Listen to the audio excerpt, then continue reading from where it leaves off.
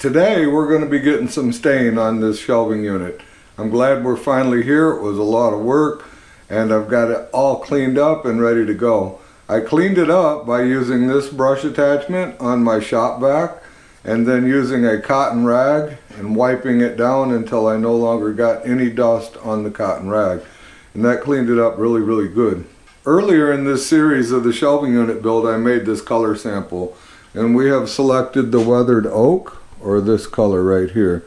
I contemplated whether I wanted to use a pre-stain conditioner or not, so I made another sample using a pre-stain conditioner and one without. This side has the pre-stain conditioner and this side does not. I like the looks of it better without it because there's some very light grain down here. I'm hopeful that you can see it, but it stained better without the pre-stain conditioner than it did with it. So I am not going to use a pre-stain conditioner. I'm just going to stain right over the wood, and I think I'll get the better results that way, or the results that I want.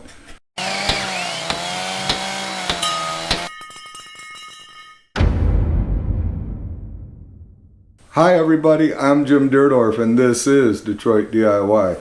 Let's get some color on this thing. I've got my stain all stirred up and ready to go. And I'm just going to do everything that I can while it's upside down. And I'm going to be applying it with a rag.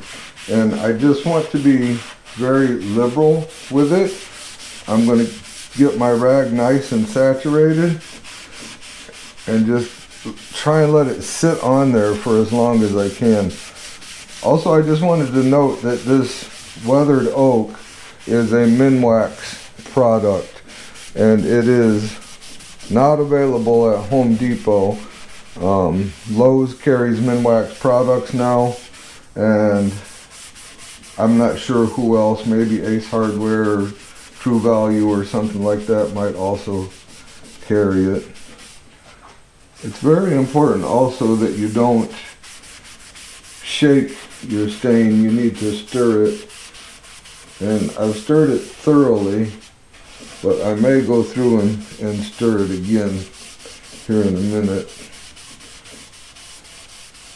if I see color separation starting. I'm pretty happy with what I'm getting here, but it's just soaking it right up.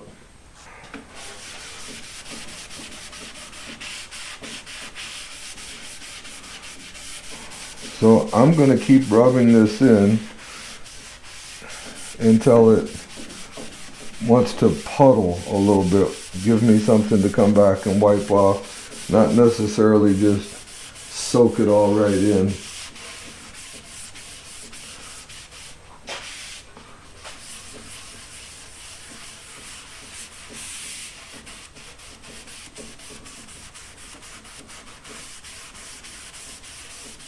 When you're applying your stain, it's best to go as much as you can the direction of the grain. It's not always completely possible, but you don't want to go this way. You want to go with the grain.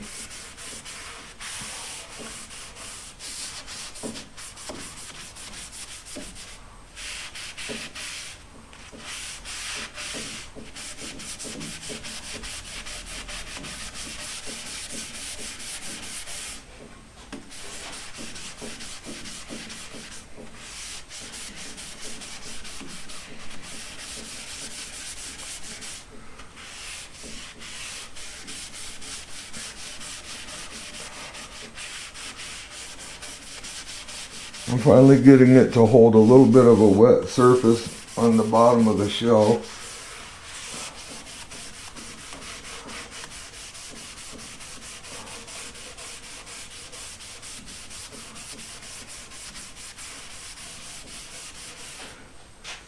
And that is why I really like this white pine. It's not the most beautiful wood without a finish on it, but once you put a finish on it, it just wakes up. I really like this wood. And unfortunately for those of you outside of Michigan, this is a northern wood, a northern Michigan white pine. It is very difficult to get your hands on.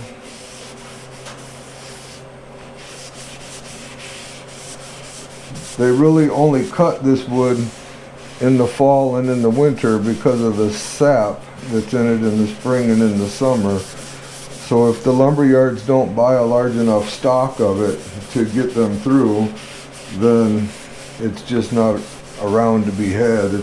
It can be a tough wood to get a hold of.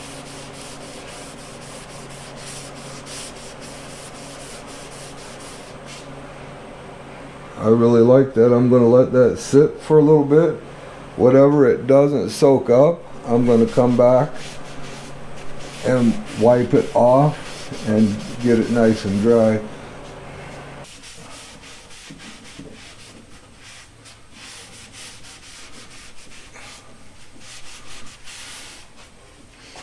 I just re-stirred the stain. I could see that it was starting, the color starting to separate just a little bit. And I just want to make sure that we get a nice even covering.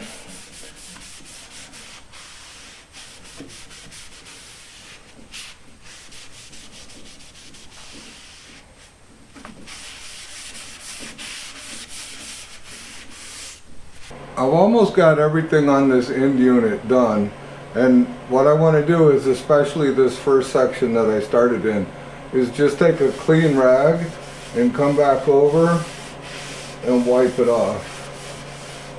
Hopefully I pick up very little, but I don't want any of that extra to dry. Whatever the wood's going to soak up, it has soaked up. So you don't want to leave any puddles or leave anything in excess that will cause issues with the finish later.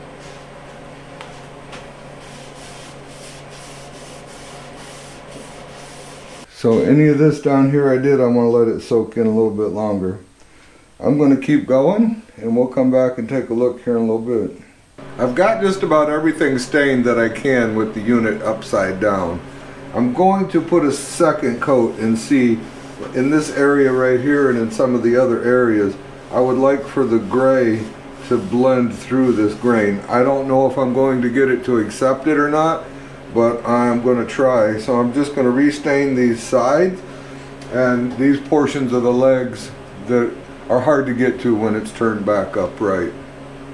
So let's restain this and see if we can't get just a little better flow right here with the stain. Part of the problem is soft woods. Soft woods like pine, fir, spruce, they just don't stain well. That was the pre-stain conditioner that I could have used and opted not to.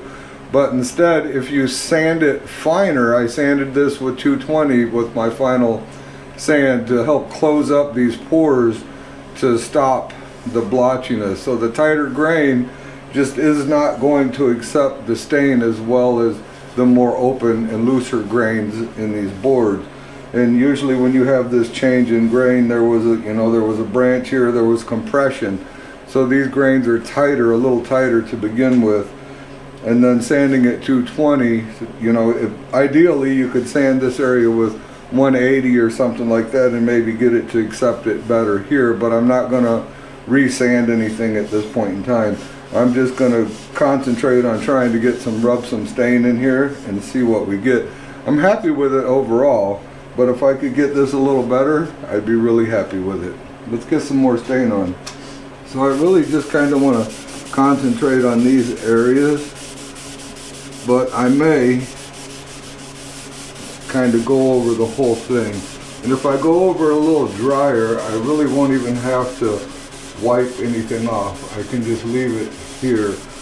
Puddles will not dry. They'll just get sticky and gooey and tacky, and it'll just always be that way.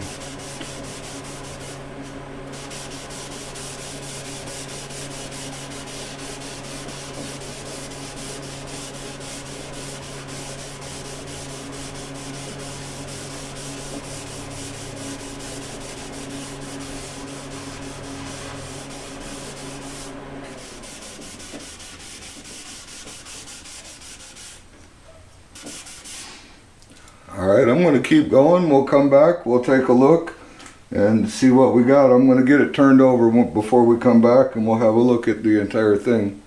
I've got it turned back up on its legs, or right side up, and I'm pretty happy with what I've got.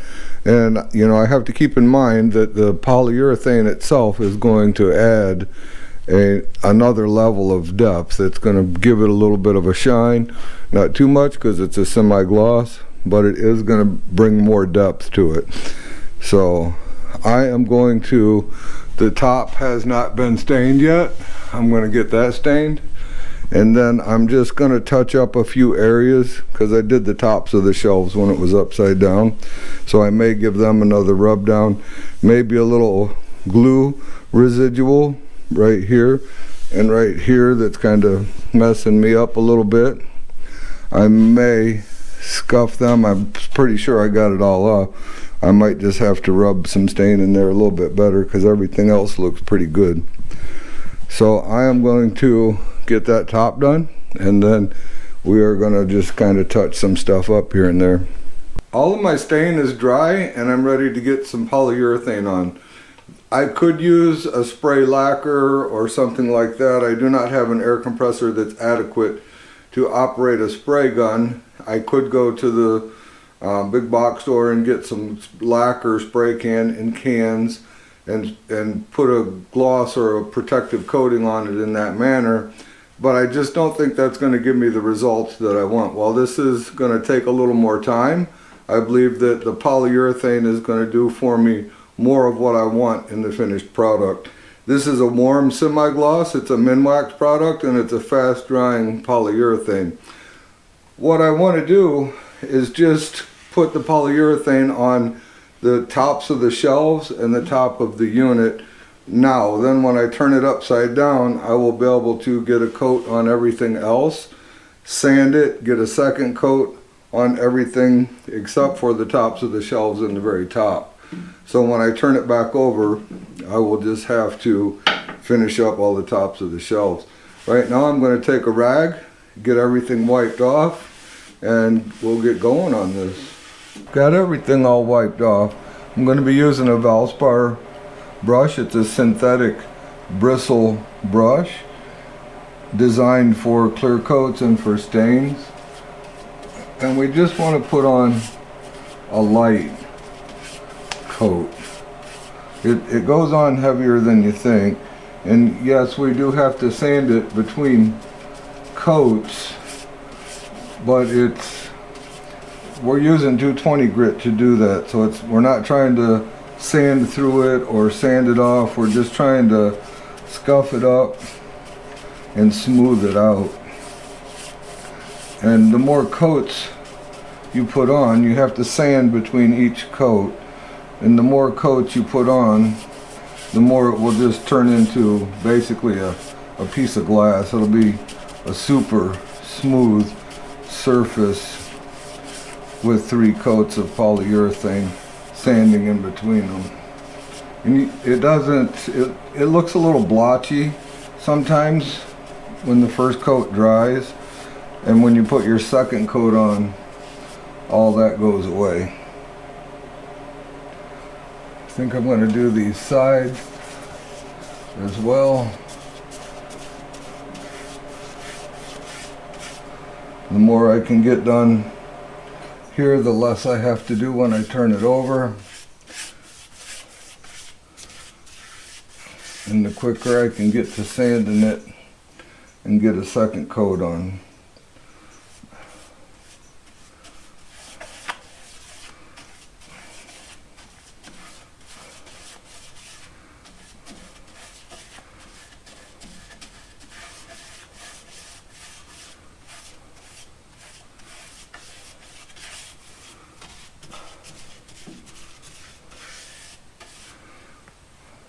Alright, I'm going to keep going.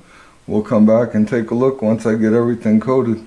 I have the first coat on everything I'm going to put the first coat on, and some of this is shaded a little bit and some not, but there is no super amount of gloss. Even though this is a semi-gloss, it's basically looking pretty flat. Where it's still wet, like down here, there is some sheen, but when it dries, there won't be a sheen or much of one. That's going to develop over those multiple coats. So I'm really happy with what I've got. It did darken it a little bit. The polyurethane is a semi-gloss warm, so it did darken things a little bit. You can kind of see I came down to right here, so you can see the difference between here and there and how it's darkened it just a little bit, which I'm okay with. I wanted it to be slightly darker, that's why I went over it again with the stain. It's kind of waking the gray up, and I like that also. So all in all, I am really happy with this. I'm going to let it dry, and we're going to get it turned over, get everything else coated, and then start sanding it and get that second coat on. The polyurethane has dried, and I now have the shelving unit turned upside down so that I can get the bottoms of all the shelves and the bottom parts of the legs, these side faces. And then once this dries, like I say, I'm going to sand and then just get this portion done, so I will not have to turn the unit upside down again. This will be the last time. So I'm going to have to be careful here not to get big runs. I've got the entire face done. I've got all of my sides done with the first coat, so we still need some sanding, and it's looking really good. I'm happy with it. It's kind of what I expect for the first coat of polyurethane. It's not showing any gloss except for on the knots, which they don't absorb anything anyway. So, and this is an oil-based polyurethane, so it'll be very durable. Not that water-based isn't. I just tend to like the oil-based a little better. The same with the stain. I'm going to keep going, and we'll come back and take a look when we're ready to start sanding this down. The polyurethane is dry. It's ready to be sanded with 220 grit sandpaper and then be recoated. And right now it feels almost like a piece of 220 sandpaper. Not quite, but it's a little bumpy. It just doesn't feel smooth. It doesn't feel like how it should feel or how it's going to feel in the end. And the entire thing kind of feels like that. So we want to take the 220, and it's important if you're going to recoat, and you really should because you don't have the desired look yet. And it's just sand it very lightly. We're not trying to really remove anything as far as material is concerned. We just want to scuff it up a little bit so that we have adhesion for the second coat. And just that little bit right there already has this feeling smooth as glass. So when the next coat goes on, it'll lay on a whole lot smoother. So it's a very minimal amount of sanding that needs to take place before you can get that second coat on. It will turn it a little bit white. As you can see, it'll make a little bit of dust. You can kind of see what's going on there. And that's what you want. You have to remember that the material is not very thick, but there is enough here for you to scuff it, to smooth it, and to prepare it for the next coat. That feels amazing. That's all it needs. I'm going to continue on. I'm going to get all this scuffed, and then we'll come back and we'll get another coat on this. Now that everything's sanded, I'm going to take a cotton cloth and I'm just going to give it all a very nice wipe off, a dust down. If you have any intricate areas, you can get some air in there, blow them areas out. But really all you need to do for something like this is just give it a good dust off. Make sure you got everything removed before you put your second coat on. I'm going to get this whole thing wiped down, and we're going to get another coat on.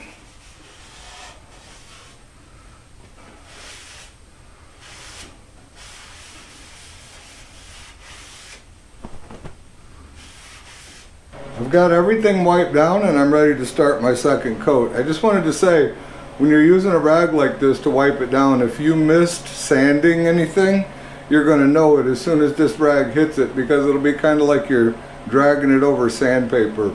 At this point in time, this thing is smooth like a sheet of glass. It feels really nice compared to what it did before I started, for the little bit of sanding that you need to do. Took me about 35 minutes to sand the whole thing, and about another 10 to wipe it all down, and we're ready to go. So let's get another coat on here. The second coat is where everything starts to come to life. This is where the wood is no longer going to absorb any of the polyurethane. It's just going to build on itself now. So when this dries, it is going to have its semi-gloss finish. It's going to be smooth, and it's going to look really nice. And then if you want to put a third coat, that's completely and totally up to you. It's going to add more protection, which will make it more mar resistant, just give it a tougher finish than what 2 coats would. And I mean, in reality, this is not a very thick coating. So for as thin as it is and as strong as it is, it's actually kind of incredible. And this very same polyurethane can be used on a floor, a wooden floor, to protect it from wear and tear over many years. And this shelving unit will never see that kind of wear and tear.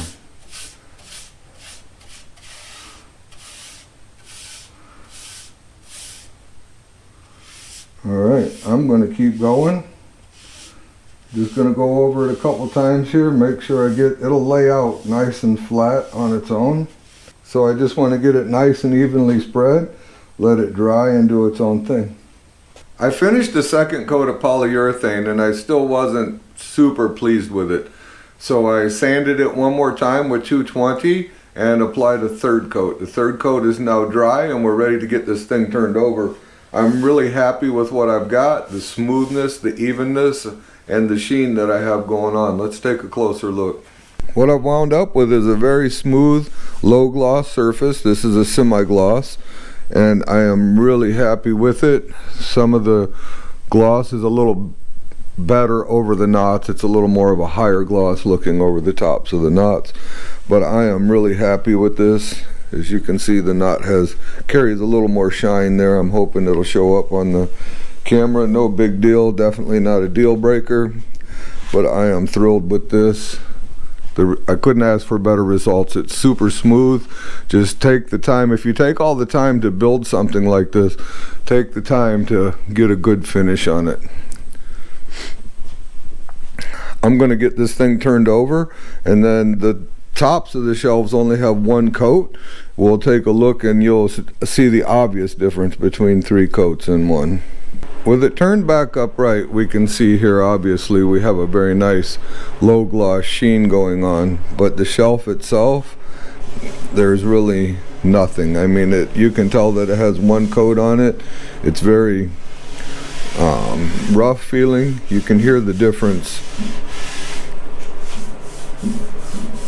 So this is going to have to be, I'm going to go ahead, I'm going to sand this down, all the tops of the shelves and the very top of the unit itself. I'm going to get them all sanded down, and I'm going to put a coat on, let it dry, sand it again, put another coat on, and let that dry. Let's get started. So again, it's the same process, 220, and just give it a nice light scuff. I've already have 3 coats on the faces except for this very top piece, so I'll get that and the tops of all the shelves, and then I'll get the polyurethane on.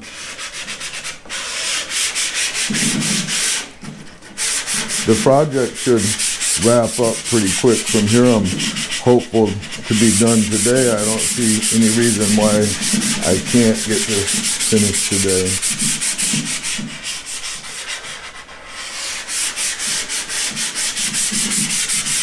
I've got everything sanded and I'm ready to apply my final coat. And I just want to show you how I'm controlling this, how I'm keeping it from running over the edges, because all these faces are finished, so I don't want anything running over the edges on them. So I'm going to stick my brush in the can and I'm going to dip it maybe 1/4 of an inch in. So it'll be running out like this. Now I just want to kind of take it on the edge of the can, push a little bit of that out till it's no longer dripping. I'm going to start right here in the middle. I'm going to stay in the middle. I'll come over here to this side. Apply it out. I'll leave this little heavier batch right here in the middle. I'm going to do the same thing over here. Come over to this side, but stay away from the edges.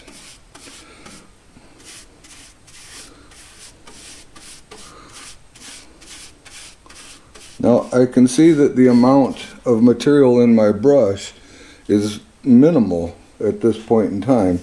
So I'm going to come along these edges and I'm going to go ahead and spread it on. If I notice it getting dry, I'll come here to the middle where there's a bunch and get a little bit on my brush and spread that out. Now I'm going to do the same thing over here.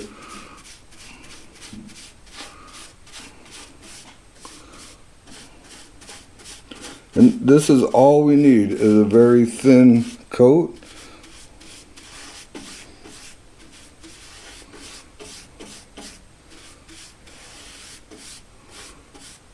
Now what I want to do is, I have a little pile up in the middle, so I just want to go a long, nice, even stroke all the way across, through everything. Disperse what's in the middle.